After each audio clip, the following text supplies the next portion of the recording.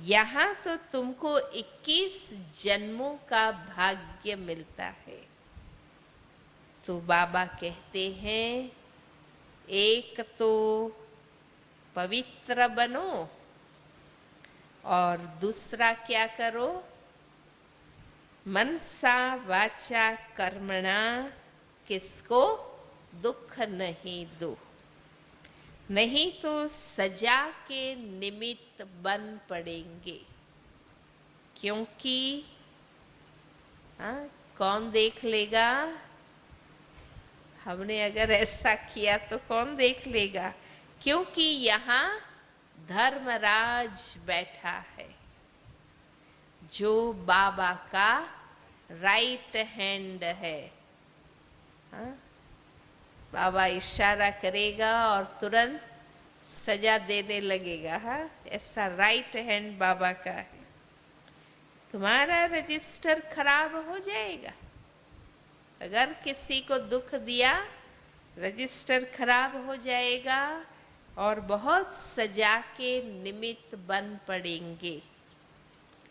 मुख से बोला, चलो मन में तूफान आते हैं, पर मन से अगर जो आया मन में वो मुख से बोल दिया, वो भी कर्म हो गया ना। इंद्रियों से कुछ विकर्म किया तो कर्मणा हो गया। बाबा समझाते हैं कर्मणा में नहीं आओ, कम से कम इतना कंट्रोल हो कि कर्म में पाप ना हो। तूफान भल आए परंतु तुमको बहुत मीठा बनना है। क्रोधी से क्रोध नहीं करना चाहिए। कोई क्रोध करता है तो उनसे क्रोध नहीं करना चाहिए। तो किससे करना चाहिए? किससे करना चाहिए? किसी से भी नहीं। क्रोधी से क्रोध नहीं करना चाहिए। अक्सर ऐसे कहते हैं ना कि भी उसने किया इसलिए मैंने बोल दिया, तो इसलिए इस अर्थ में बाबा कहते हैं क्रोधी से भी क्रोध नहीं करना चाहिए। तो क्या करना चाहिए बताओ?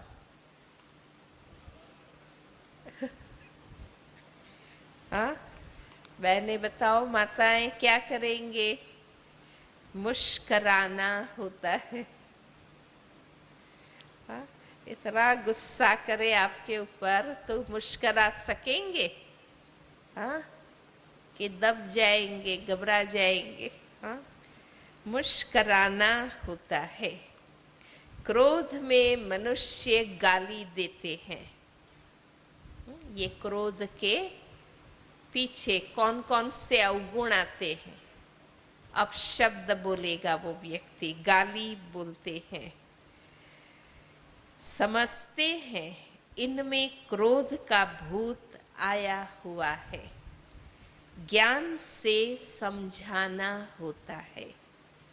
गृहस्थ व्यवहार में तुम्हारा व्यवहार बहुत मीठा होना चाहिए। बहुतों के लिए कहते भी हैं आगे तो इनमें बहुत क्रोध था, अभी बहुत मीठा बन गए। पहले ये बहुत गुस्सा करता था, अभी बहुत मीठा बन गया है। ऐसा सर्टिफिकेट मिला है। बहुतों को ऐसा परिवर्तन करने पर सब कहते हैं, महिमा करते हैं। और कोई तो पवित्रता पर बिगड़ते हैं कि विकार बिगर सृष्टि कैसे चलेगी। बहुत अच्छी बात बाबा उत्तर में बताते हैं कि आप हमें ही क्यों कहते हो? ब्रह्मा कुमार कुमारियों को ही ये प्रश्न क्यों करते हो? अरे सन्यासी भी तो विकार में नहीं जाते हैं, उनसे भी तो पूछो।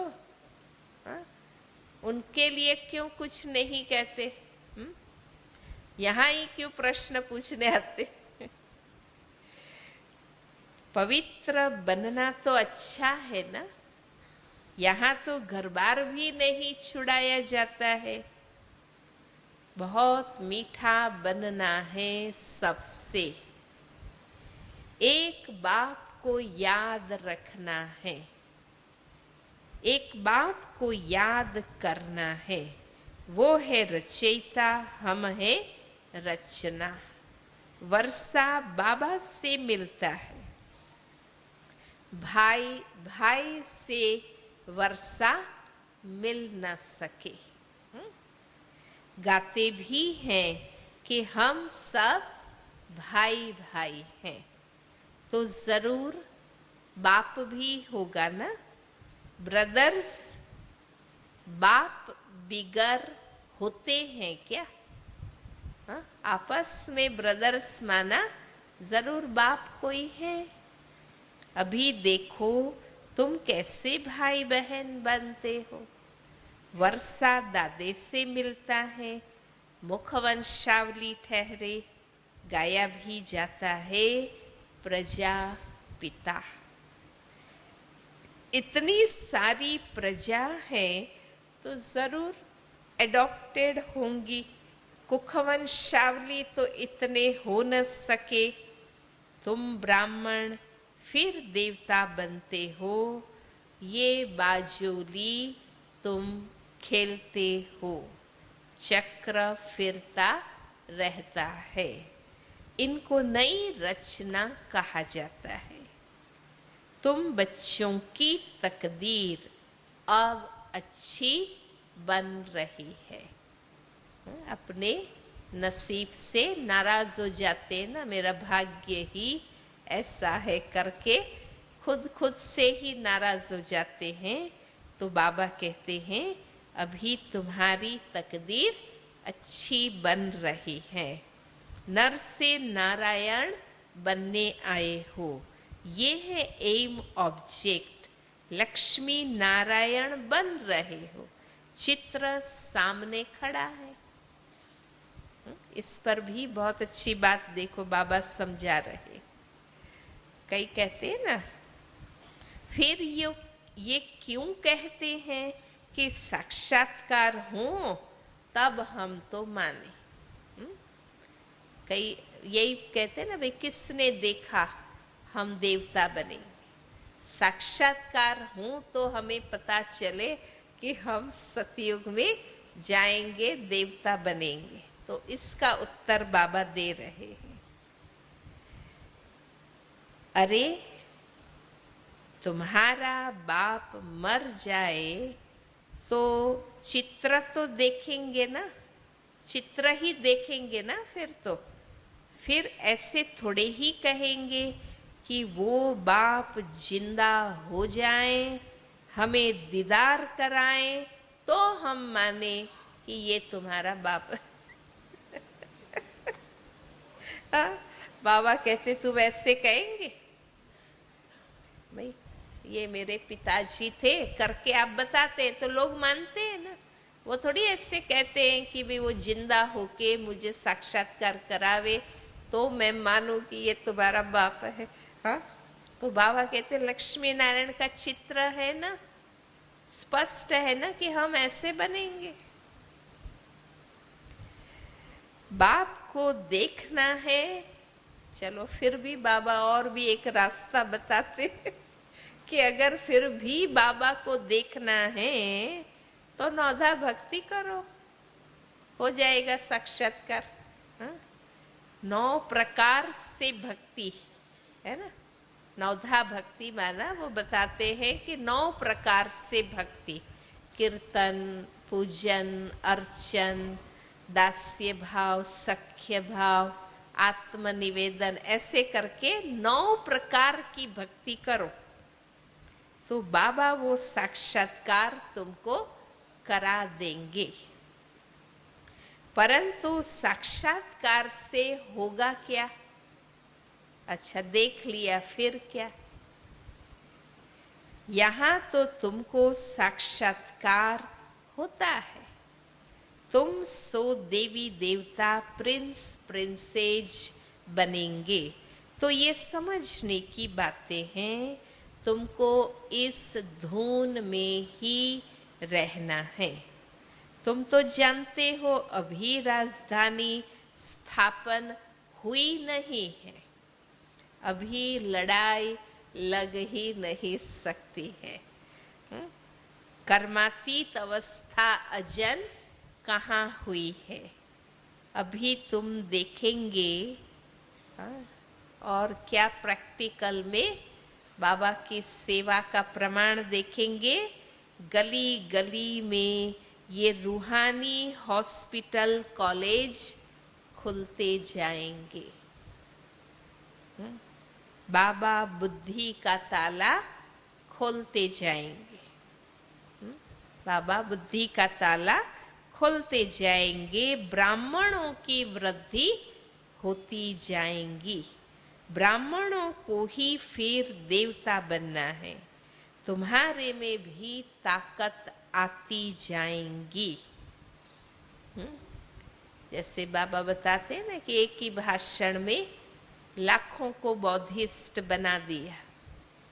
गांधी जी एक ही भाषण करते थे और पूरी सभा में लोग, माताएं, भाई बहनें अपने सोना चांदी गहना सब गांधी जी को आज़ादी के लिए दे देते थे।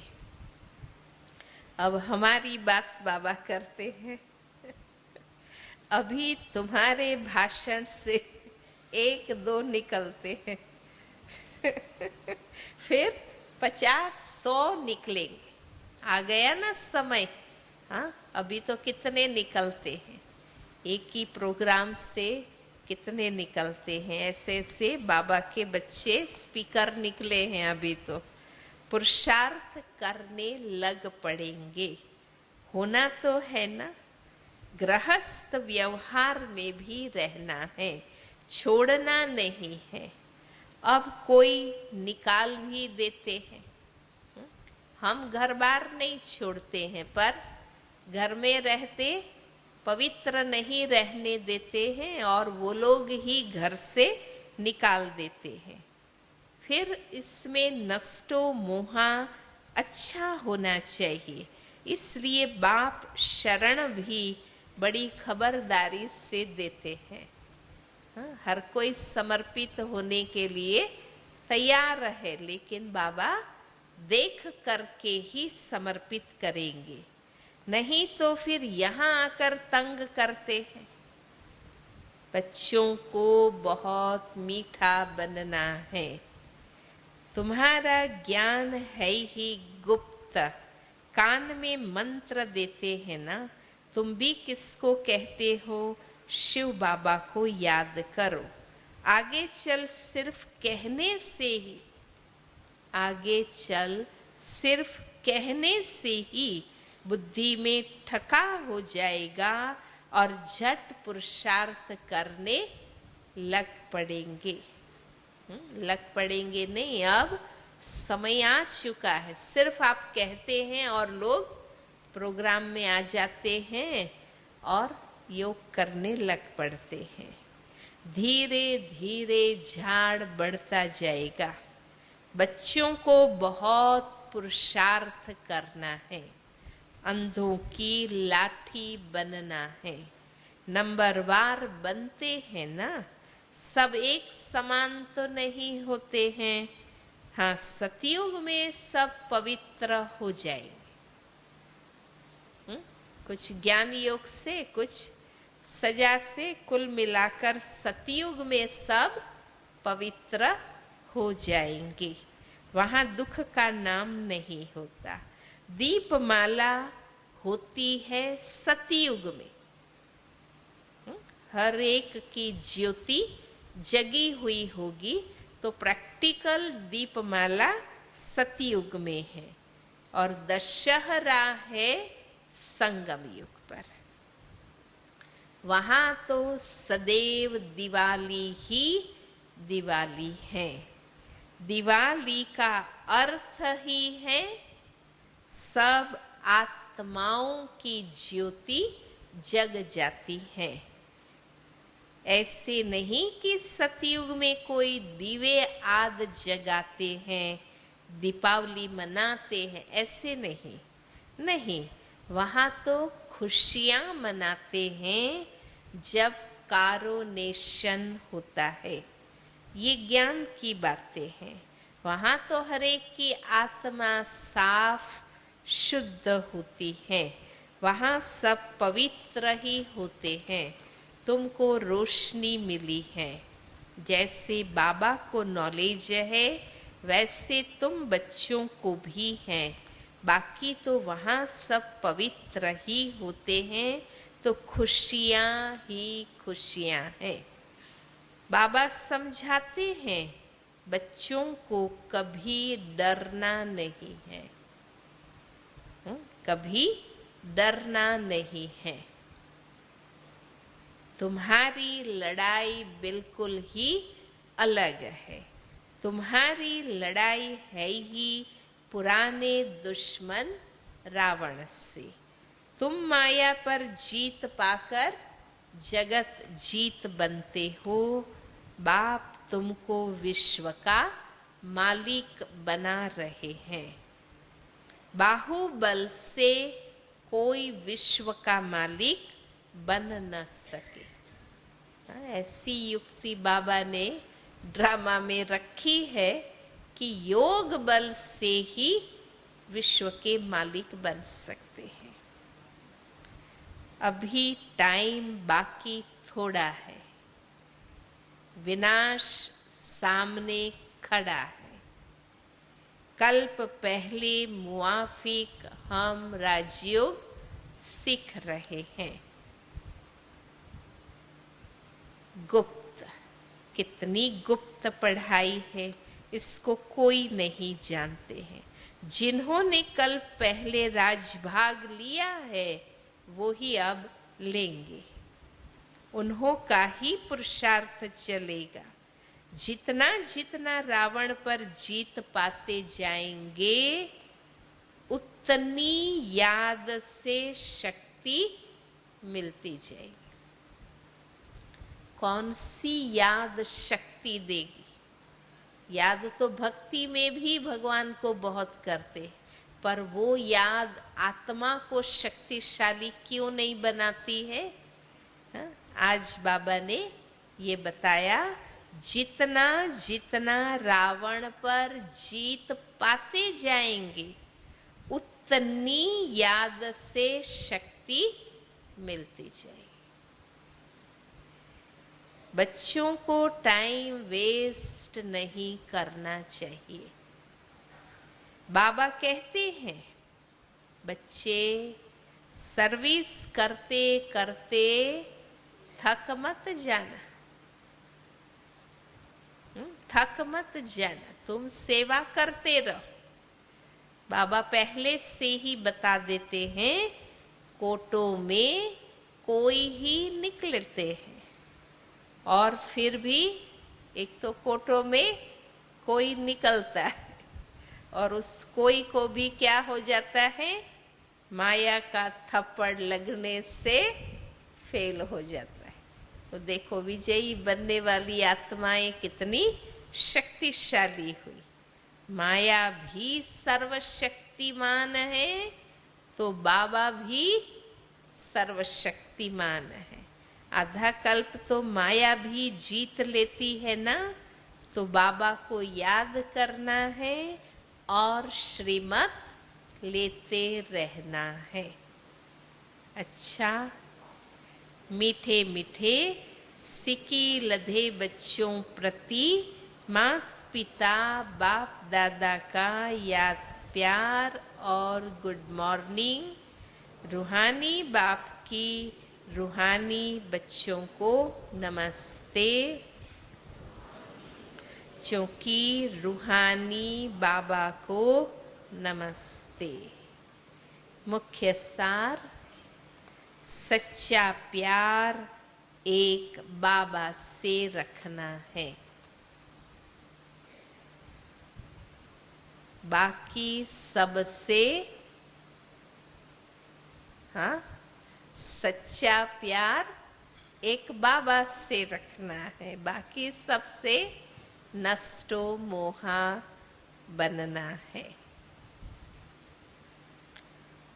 मुख से वा कर्मेंद्रियों से कोई भी पाप कर्म नहीं करना है।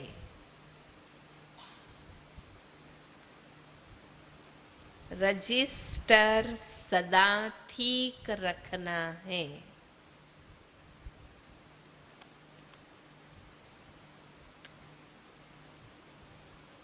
दूसरा पॉइंट, सर्विस में कभी थकना नहीं है।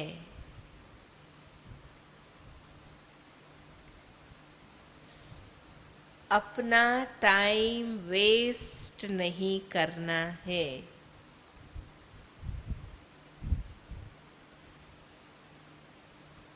घर घर में रूहानी हॉस्पिटल खोल सबको याद की दवाई देनी है।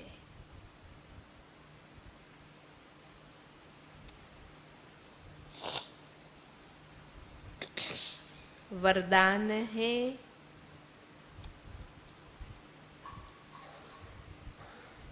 दृढ़ संकल्प द्वारा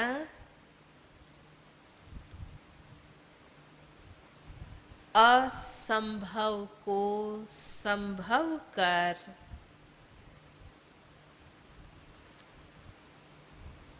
सफलता का अनुभव करने वाले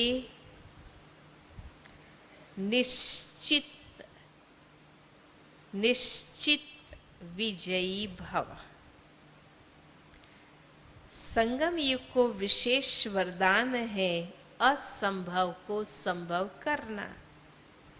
इसलिए कभी ये नहीं सोचो कि ये कैसे होगा, कैसे के बजाय सोचो कि ऐसे होगा।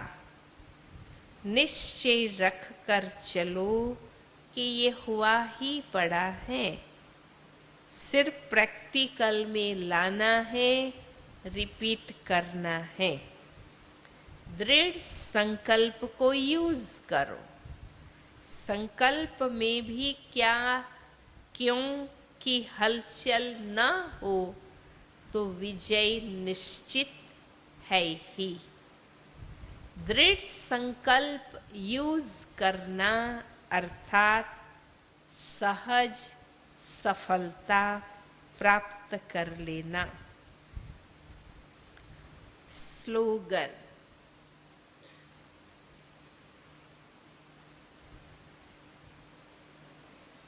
सदा करन करावन हार बाप की स्मृति रहे,